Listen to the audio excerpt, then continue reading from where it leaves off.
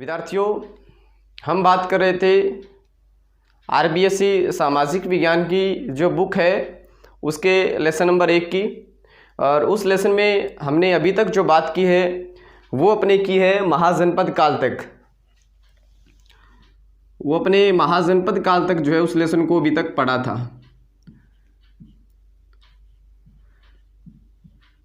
और महाजनपद काल में अपने पढ़ा था कि जो महाजनपद है उनकी संख्या 16 थी। इनकी संख्या थी कितनी? 16 थी। और इन 16 महाजनपदों में सबसे शक्तिशाली जो महाजनपद था, सबसे शक्तिशाली जो महाजनपद था वो था मगध। और यहीं से जो है अपनी आगे की कहानी शुरू होती है इस लेसन की। मगध जो है सबसे शक्तिशाली था और इसकी राजधानी अपने बात की थी कि इसकी राजधानी रहती है गिरिब्रिज, राजगृह और पाटलिपुत्र। ये जो मगध है इस पर राज करने वाले जो वंश है, सर्वप्रथम जो वंश रहता है वो रहता है बृहदत्त वंश। ये सिर्फ आपकी जानकारी के लिए, आपकी बुक में नहीं है, ये छोटा सा पार्ट है इसका। मगध पर सर्वप्रथम राज करने वाला जो वंश है वो रहता है बृहदत्त वंश और महाभारत और पुराण के अनुसार ये रहता है। उसके अलावा सेकंड जो वास्तविक रूप से माना जाता है वो रहता है हर्यक वंश। और इसके बाद में जो वंश माना जाता है वो माना जाता है शिशुनाग वंश। और शिशुनाग वंश के बाद में इस पर शासन करने वाला वंश था नंद वंश। यहाँ तक, अब यहाँ तक तो ठीक है, अपनी किताब से कोई रिलेशन नहीं है, लेकिन यही मगध क्षेत्र है और यही वंश चल रही हैं और इसी पर एक और वंश शासन करता है, वो करता है मौर्य वंश।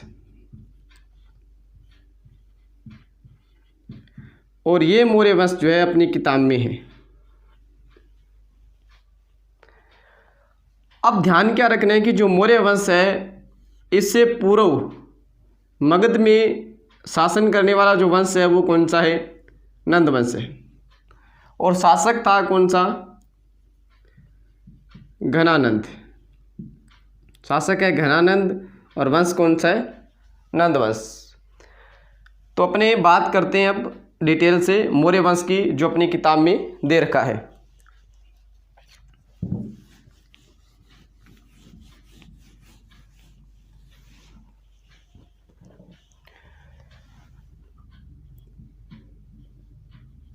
मौर्य वंश।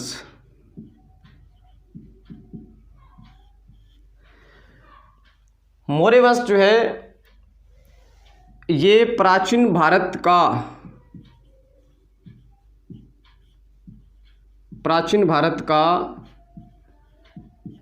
प्रथम महान साम्राज्य था। प्रथम महान साम्राज्य ये माना जाता है। अब अपने 16 महाजनपदों की बात की थी।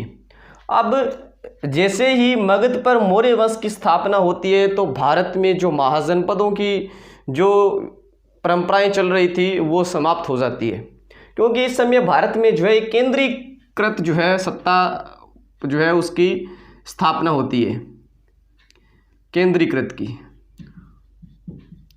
और जो महाजनपद थे वो केंद्रीकृत नहीं थे, वो वर्तमान राज्यों की भांति थे। और ये जो मौर्य वंश है ये वर्तमान जो केंद्र सरकार है उसकी भांति थे, उसकी भांति ये था। मौर्य वंश जो है इसकी स्थापना जो है ये करता है चंद्रगुप्त मौर्य। चंद्रगुप्त मौर्य। और ये 1 नंबर का क्वेश्चन आता है कि मौर्य साम्राज्य का संस्थापक कौन था? तो ये ध्यान रखना है कि चंद्रगुप्त मौर्य मौर्य साम्राज्य का संस्थापक था। और ये मौर्य वंश की स्थापना करते हैं 322 ईसा पूर्व में।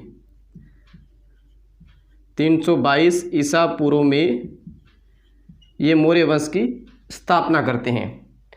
चंद्रगुप्त मौर्य जो है ये स्थापना करते हैं, अपने पढ़ा है नंद वंश था इनसे पूर्व। और नंद वंश का अंतिम शासक था घनानंद।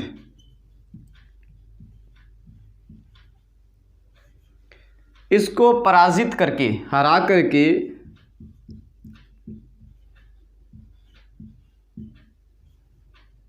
मौर्य वंश की स्थापना की जाती है।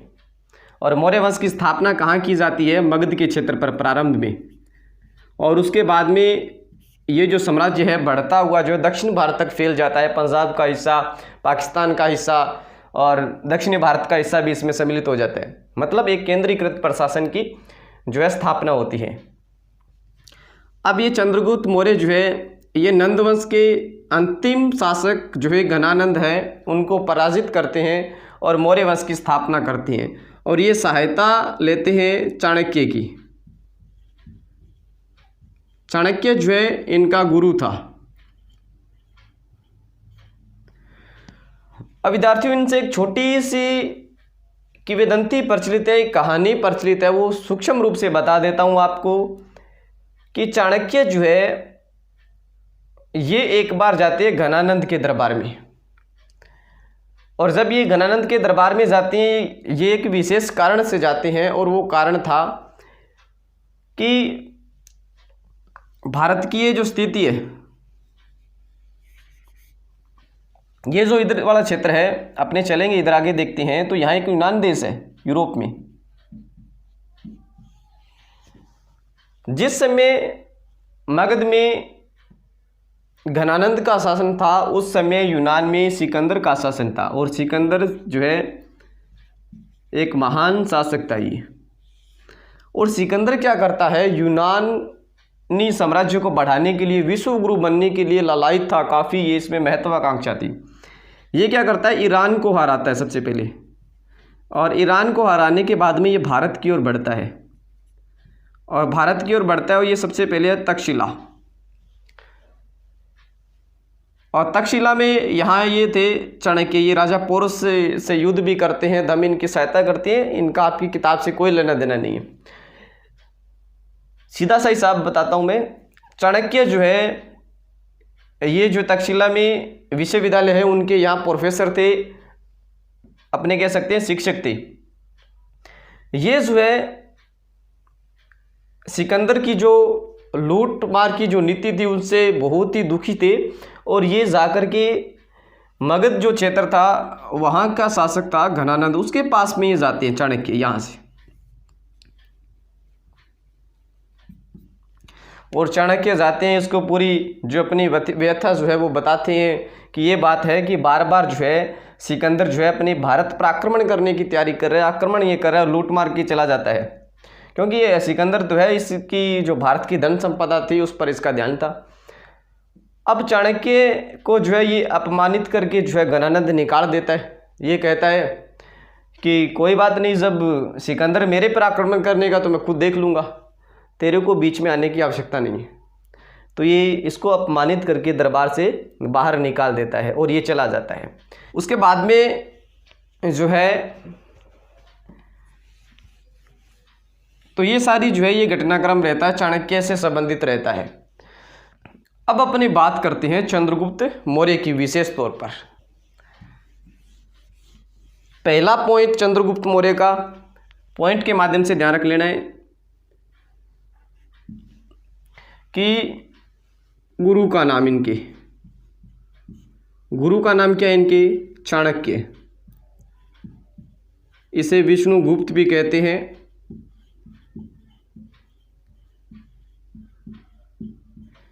इसे कौटिल्य भी कहते हैं। ये मौर्य साम्राज्य के संस्थापक हैं,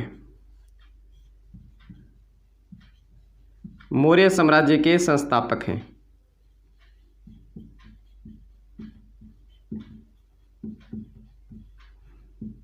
हाँ, और इनका जो प्रारंभिक जीवन है, कहा जाता है कि जब ये अपनी माता के गर्भ में थे तभी जो है इनके पिता की मृत्यु हो गई थी। प्रारंभिक जीवन की अपने बात करें इसके, तो वहीं से अपने स्टोरी शुरू करते हैं जहाँ से अपने छोड़ा है कि घनानंद जो है ये चाणक्य को अपमानित करके दरबार से निकाल देता है।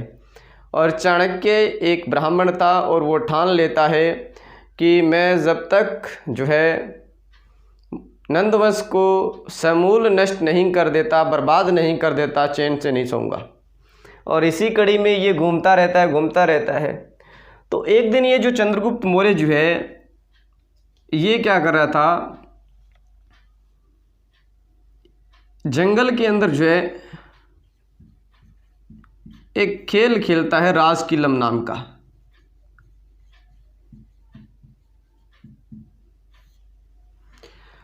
राजकिलम नाम का ये खेल खेलता है और इसी खेल में ये राजा बना हुआ है चंद्रगुप्त मौर्य। इसके जो आसपास में इनके जो बच्चे थे चंद्रगुप्त मौर्य के, ये कोई सेनापति है, कोई ये सैनिक है, इस तरीके से बने हुए थे और ये राजा थे।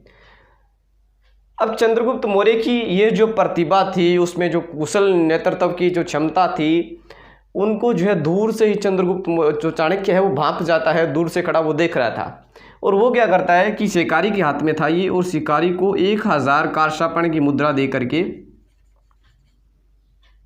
ये खरीद लेता है। कारशापण उस समय की मुद्रा थी। और उसके बाद में ये जो है चंद्रगुप्त मौर्य को एक राजा बनने की ट्रेनिंग देते हैं। कौन देते हैं? चाणक्य। और चाणक्य और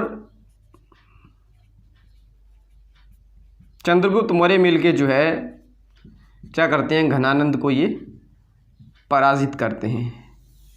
तो विद्यार्थियों ये जो बात है ये तो सिर्फ आपको ध्यान में रखनी है परीक्षा की दृष्टि से, और आपके किताब पुस्तक की दृष्टि से ये उपयोगी नहीं है। सिर्फ आपको ध्यान रखना है कि ऐसी बात हुई थी। अब टू द पॉइंट बात करते हैं अपनी किताब के हिसाब से। पहला, गुरु का नाम। दूसरा, मौर्य साम्राज्य के ये संस्थापक थे।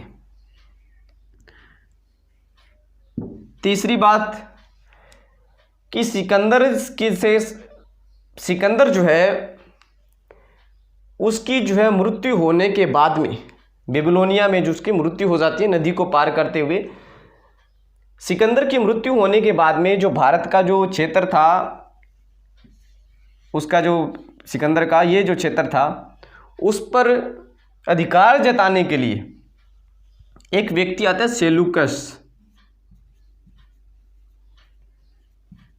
सेल्यूकस निकेटर नाम का।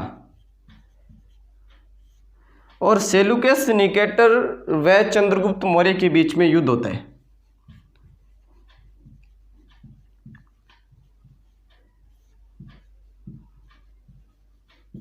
और इनके बीच में युद्ध होता है 305 ईसा पूर्व में।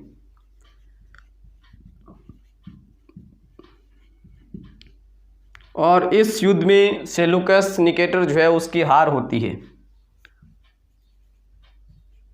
सेल्यूकस निकेटर हार जाते हैं।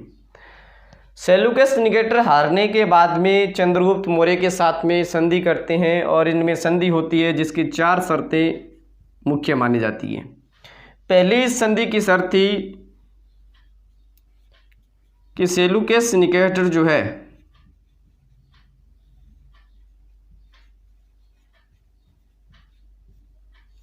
चार प्रांत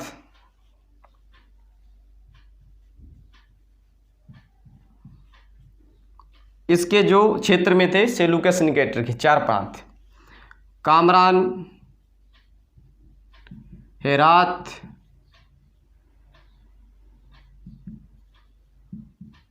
काबुल, कंधार, ये 4 प्रांत जो है ये चंद्रगुप्त मौर्य को देगा कौन? Seleucus Nicator.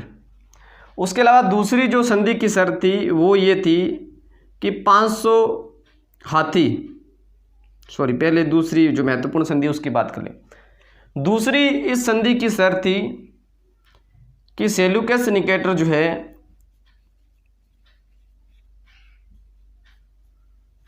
ये अपनी पुत्री हेलन का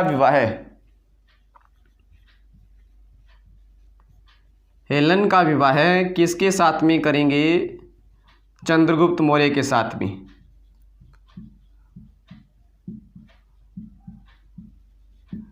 चंद्रगुप्त मौर्य के साथ में ये विवाह होता है। तीसरा, विवाह होता है, खुशी होती है दोनों को, और चंद्रगुप्त मौर्य जो है ये सेलूकस को क्या करता है, 500 हाथी उपहार में देता है संधि के बाद में। एक संधि की शर्त थी, महत्वपूर्ण शर्त है, सेलूकस जो है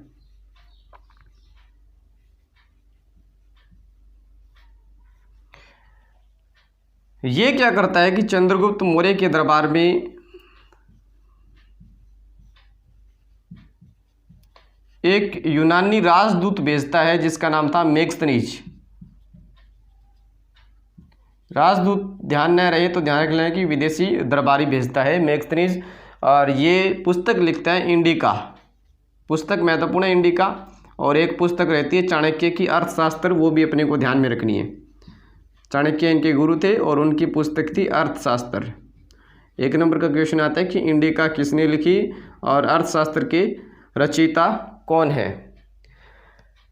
उसके बाद में बात करते हैं चंद्रगुप्त मौर्य के अगले तथ्य की।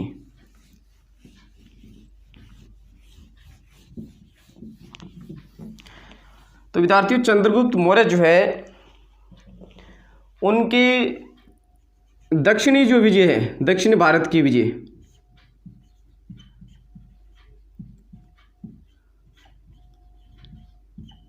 उसकी जो जानकारी है अपने को 2 तमिल ग्रंथ है, और वो तमिल ग्रंथ कौन से हैं?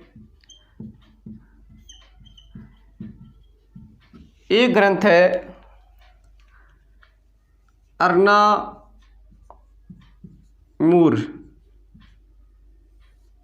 एक है मुरनामूर। ये 2 ग्रंथ ध्यान रखनी है। क्वेश्चन आता है कि कौन से तमिल ग्रंथों से चंद्रगुप्त मौर्य के दक्षिण भारत में विजयों की जानकारी मिलती है, तो ये 2 ग्रंथ है, अर्नामूर और मुरनामूर। तो ये था इनके दक्षिण भारत की विजय की जानकारी के स्रोत। उसके अलावा विद्यार्थियों, इनका जो अंतिम जीवन है, इनसे एक क्वेश्चन आता है। तो ये क्या करते हैं, अपने अंतिम जीवन में जैन धर्म को स्वीकार कर लेती हैं। अंतिम जीवन में इन्होंने क्या कर लिया, जैन धर्म को स्वीकार कर लिया, और जैन धर्म की ये जो दीक्षा है ये लेते हैं भद्रबाहु से। इनके गुरु थे जैन गुरु भद्रबाहु से ये दीक्षा लेते हैं। और ये अपने जीवन के जो अंतिम दिन है ये कर्नाटक जो है, वहाँ पर एक स्थान है श्रवणबेलगोला, वहाँ गुजारते हैं। और इसी श्रवणबेलगोला में इनकी जो है भूख प्यास से, उपवास से जो है मृत्यु हो जाती है। और ये जो क्रिया रहती है जैन धर्म में, इसको बोलते हैं सलेंखना। ये वैसे ध्यान रखना है, किताब में नहीं है, इसे बोलते हैं सलेखना। लेकिन अपने को यहाँ ध्यान रखना है कि कर्नाटक के श्रवणबेलगोला नामक स्थान पर जो है इनकी मृत्यु हो जाती है। मैप की दृष्टि से इम्पोर्टेंट रहता है कि श्रवणबेलगोला कहाँ है, तो कहाँ है, कर्नाटक पे, और यहाँ इनकी मृत्यु हो जाती है 298 ईसा पूर्व में। तो इनका काल रहता है 322 ईसा पूर्व से 298 ईसा पूर्व।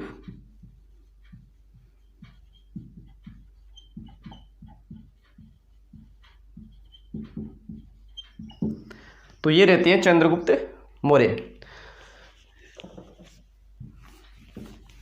चंद्रगुप्त मौर्य जो है, इसको थोड़ा रिपीट कर लेते हैं, टू द पॉइंट मैं आपको बता देता हूं कि ध्यान क्या रखना है। नंबर 1 ध्यान रखना है गुरु का नाम। नंबर 2 ध्यान रखना है इनके बारे में एक युद्ध होता है, वो ध्यान रखना है। वो युद्ध होता है किसके साथ में, सेलुकस निकेटर के साथ में। ये संस्थापक है मौर्य साम्राज्य के, ये भी ध्यान रखना है। उसके अलावा ध्यान रखना है कि दक्षिण भारत की जो विजय की जानकारी है वो किन से मिलती है, और जो ग्रंथ अपने बताए हैं 2 वो ध्यान रखना है। दक्षिण भारत में विजय की जानकारी। उसके अलावा ध्यान रखना है इनके अंतिम जीवन के बारे में,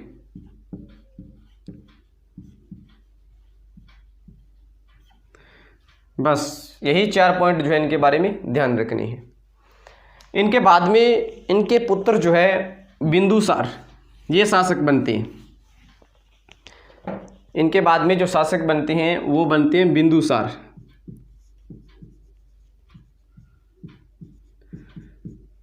और बिंदुसार शासक बनते हैं 298 ईसा पूर्व से 272 ईसा पूर्व तक ये शासक रहते हैं।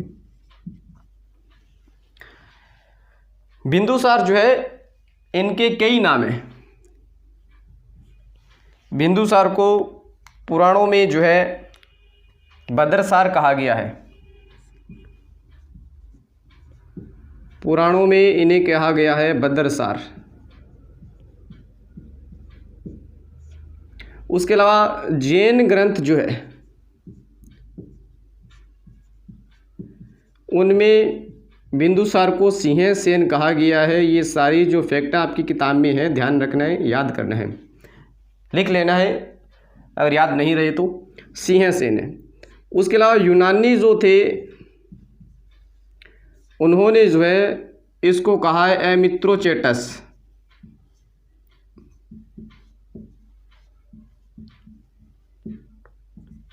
स्ट्रेबो जो है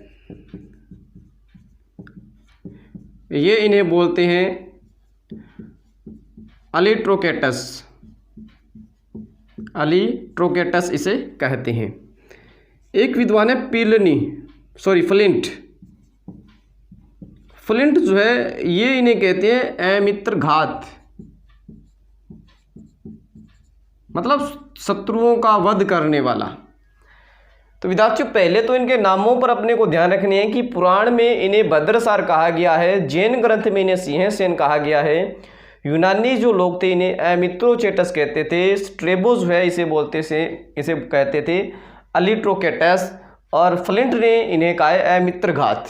तो ये नाम के बारे में ध्यान रखने हैं।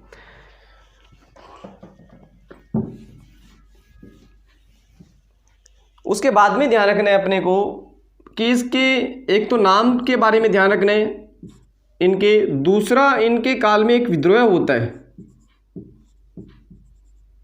और वो विद्रोह होता है तक्षशिला में। और इस विद्रोह को दबाने के लिए जो है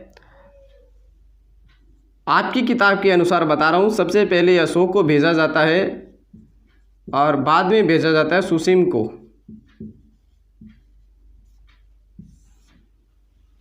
सबसे पहले भेजा जाता है अशोक को और उसके बाद में भेजा जाता है सुसीम को, लेकिन ऐसा नहीं है। उसके बाद में विद्यार्थियों ये ध्यान रखना है कि बिंदुसार जो है उसके शासनकाल में 2 दरबारी आते हैं, 2 विदेशी दरबारी। एक था डायमेक्स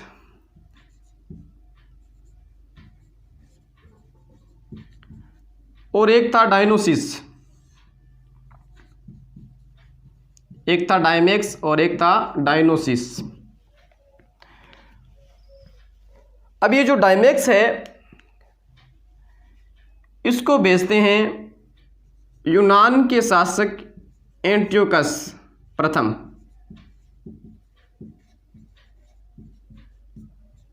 एंटियोकस प्रथम ये भेजते हैं।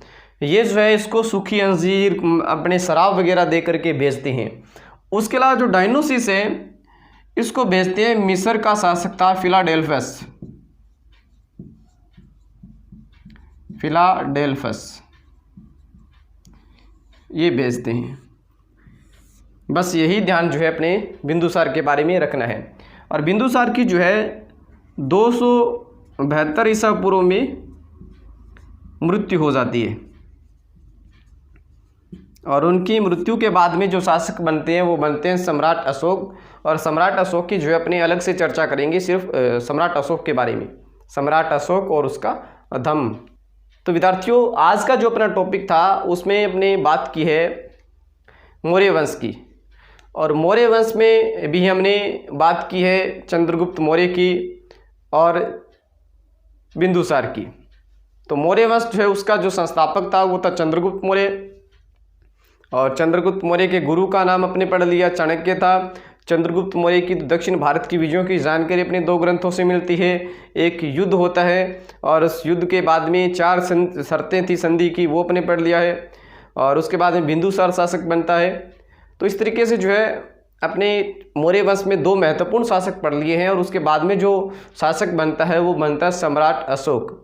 और सम्राट अशोक की अपनी अलग से चर्चा करेंगे। कि डेली जो ये कक्षाएं लग रही है, इन कक्षाओं को जो है आप पूरा देखें और आपको जो है, जहाँ तक मेरा प्रयास रहा कि आपको पूर्ण सिलेबस जो है वो करवाया जाएगा। धन्यवाद।